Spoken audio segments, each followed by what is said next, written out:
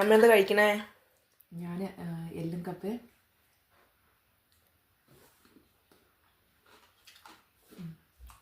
Super.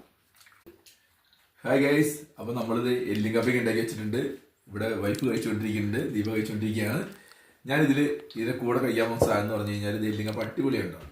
ഇതിനകത്തിൽ വാറ്റുചാരായത്തിൻ്റെ കൂടെയാണ് എല്ലും കപ്പ കഴിക്കാൻ പോകുന്നത്. അപ്പോൾ നമുക്ക് ഈ വാറ്റുചാരായത്തിന് എന്താ സംഭവിക്കുന്നത് നോക്കാം. വൈറ്റ് കളറാണ് വാറ്റുചാരായത്തിൽ ഇപ്പോൾ ഉള്ളത്. നമുക്കറിയാം സാധാ ഇത് കളറാണ്. നമ്മൾ ഈ ഇത് ഒഴിക്കുമ്പോൾ ഇതിൻ്റെ കൂടെ സോഡയാണ് ഒഴിക്കുന്നത്. സോഡ എന്ന് പറഞ്ഞു കഴിഞ്ഞാൽ ലെമൺ ആണ്. ഓക്കെ, അപ്പോൾ അത് നമ്മൾ ഒഴിക്കാൻ പോവാണ്.